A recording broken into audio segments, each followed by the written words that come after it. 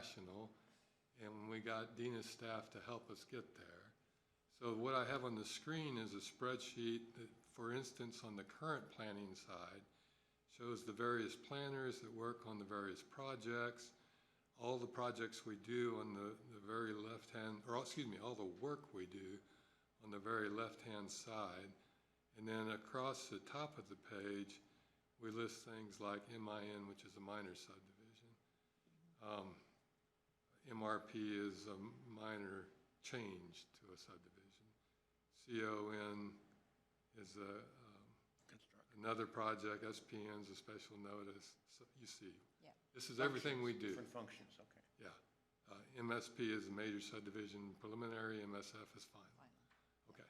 So everything we do with all the staff that works on it, estimated hours, you know, each of the staff and Mary have worked on about how much time they spend on everything. And then Dina's staff helped us put us into a spreadsheet so we could calculate what that actually means in real world cost. And that all of this actually does include 2 overhead. So we factored in lights and room and space and things that, Great. that's where Dina's staff was invaluable. Good. And so we have as close as we've ever come to a real world estimate of what it actually cost us to process these things. Okay.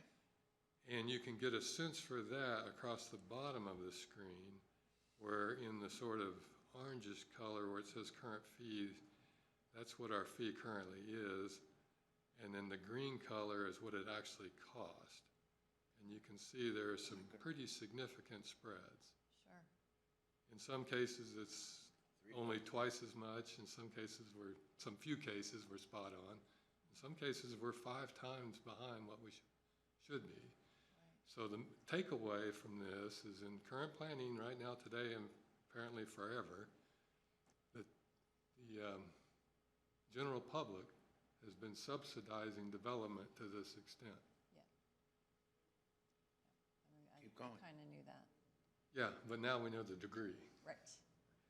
So that's what prompted us, well, Mary actually came up with a handy little way of seeing what that looks like visually, where we have the actual project on the left, our current fee, the average staff cost, what would it actually cost us to process this, and then in some cases, she's upped it for rounding purposes on the far right.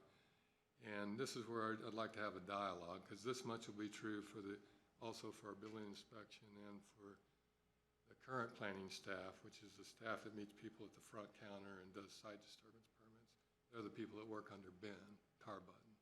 But what we have right here is the people that work under Mary, like Vlad and Zach, Levi, and so on. And so on the far right, you see Mary's thought of, well, rather than have these somewhat unusual but exact numbers in red, we could just round things. That's your call, not ours. We're just coming up with a starting point. Another option is just go with what's in red, because that's what it actually costs, and the state law will support that. Or it's your call. You can do whatever you think somewhere in between those two. Okay, so if I look at, for example, I'm just going to pick one. Second line item, and Bill, I'm going to recite this so that you understand.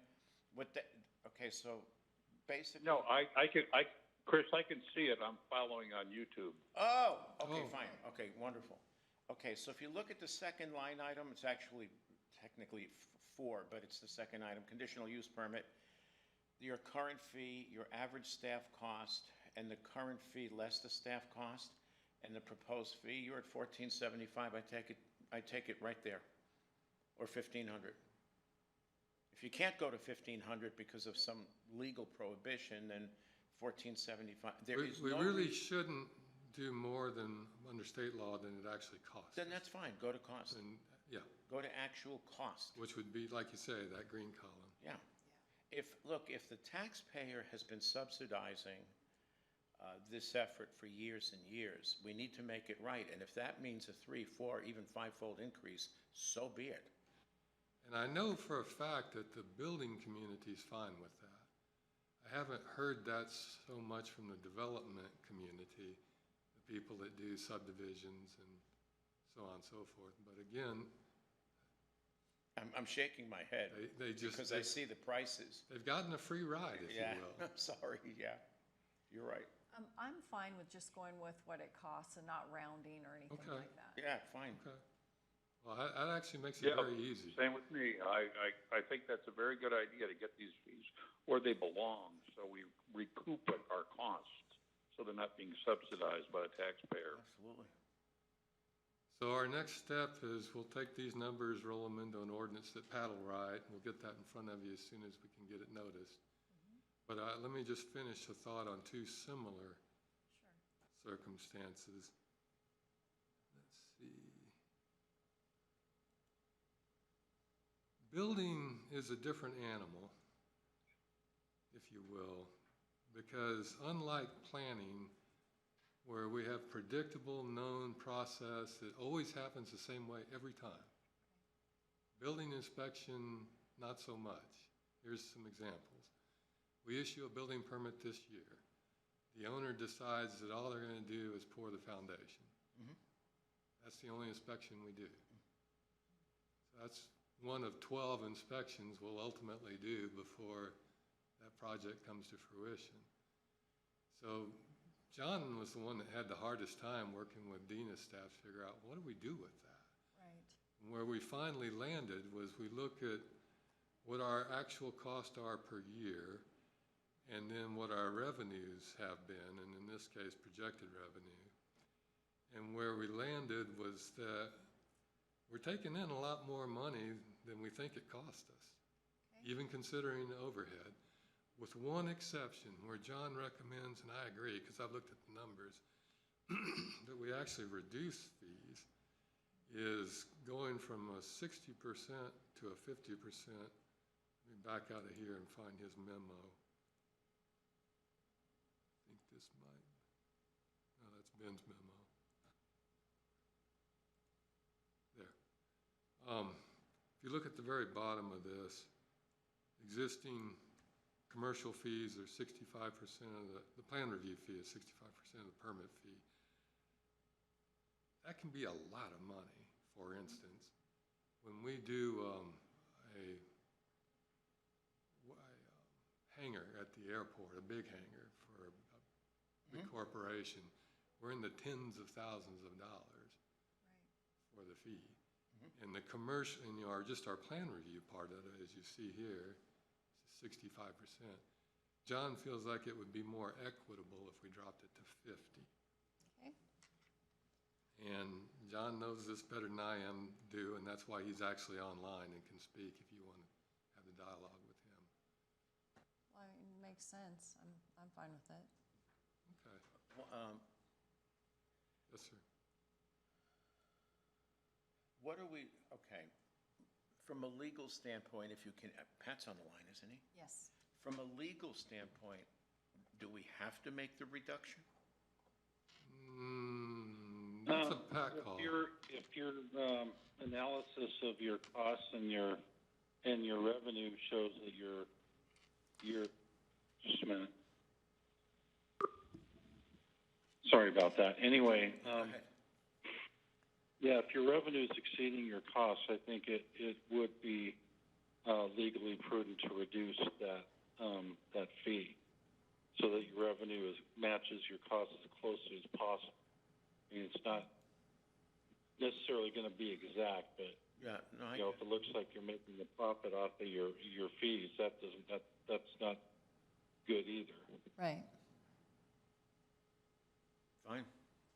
So I think that's why the answer then. okay, thank you. Then the last one of these, just so you know, would be the front counter. Again, Ben has a little bit different animal than Mary because they basically do pretty straightforward permits like cottage industries or those special circumstances where we issue a hardship home. Those don't take much time or effort. A lot of where his staff spends time is on the building permit review process, but that's been included in the building inspection side, so we're fine there. The one place where we are off a little bit is on site disturbance fees. And Ben, this is in your e-file, so you can go back and read it at your leisure.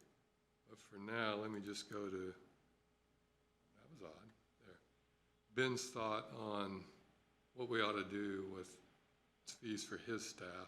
It's a lot like Mary's. If you look at the current fee and then look at the average actual cost, there's cases where we need to double things. And in some, or at the very worst, now that at the worst it is doubling. At the best, it's just a few dollars more. That's fine. Well, and to your staff's point, I mean, on the other hand, it seemed like it was all, I didn't see any cents, did I, on the first round? But now you've got a bunch of change up there. So to me, this would be better rounded Sure. than, Instead of 133.26, just do 133. Yeah, yes. just do 133, yeah. Okay. 76. Well, and that's why, I mean, again, on the far right was Yeah. Ben's attempt to, if we were going to round things. Yeah, and I'm fine with the far right. I'm fine with what, In this case, because it's Yes. a lot, the numbers are a lot closer. correct. Okay. Yeah. I let the division manager come up with their own ideas. I try not to meddle in their affairs. Sure. Okay. Oh, that sounds reasonable. Bill, you Well, okay? Yeah, that looks, like a common sense approach. How about that? Okay. Well, thank you. I'm jazzed. This should bring us $25,000, $30,000 a year more in revenues over a period of years, or year, excuse me. Once we get it in place, we'll get the ordinance in front of you as soon as Pat has time. Sure. Fair enough. So, okay, so that concludes item 1, yes? Yes, sir. Okay, item number 2, which is our final item on the development update. Discussion of a resolution authorizing accelerated building permit procedures to remedy the windstorm damage and establishing a permit fee, and you're looking for an action item. Go ahead, David. In your packet and on the screen is a resolution that Pat put together that's very similar to the one we did in 2015, which turned out to be very popular. Let me just back up and give you a little context. We were worried in 2015 that people were just going to go replace things without a permit, because when your roof's caved in or you got a blown out window, you don't Need want to to get it suffer. done. Yeah. And we got that. So we did the same thing, an emergency ordinance. We reduced the cost significantly in some cases. So it's a flat fee, $100. The real encouragement there is it gets people in the door. They tell us what they're going to do, and we know about it, and we give them a building permit. And it's an expedited process. They jump right to the front of the line because these things tend to be very simple. Right. Like even when a tree's blown through the roof of a house and crashed in to a large part of it, you still know that there's going to have to be framing, on the sidewalls, there's going to have to be trussing, Right. the roof decking's going to have to be redone. These are all simple things that you can usually look at and knock out in an hour or so. And so that's why building staff was perfectly fine with this in 2015. We're suggesting it again now for exactly the same reasons. Sure. I'm good with it. Makes sense. Bill? No, no problem at all. The resolution looks good, and it's a good idea to get it done. So can we put it on the business meeting? Or, Let's ask Pat. I think Can we? Actually, that was put on as an action item on this agenda. Yes, So I think you we could can- sign Okay. it today. there's just no resolution number on our agenda. Oh, You have one?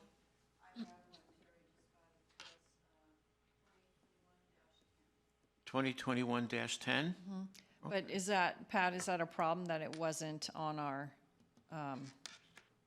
agenda, or is that all right? no, the substance of what Substance. the discussion was going to be about is on there, so I don't have a problem with that. We can fill in the resolution number whenever. Okay, Okay, fair enough. sounds good. Okay then, motion. I move that we approve Resolution 2021-10, authorizing accelerated building permit process with a reduced permit fee.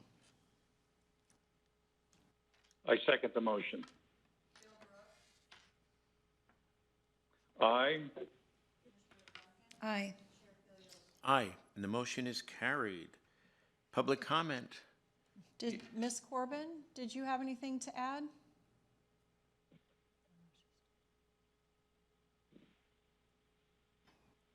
She might have been here for the first one, I wonder. I guess not. Okay, then. Hearing none, the time is 9:25 and the meeting is adjourned. Thank you, everyone.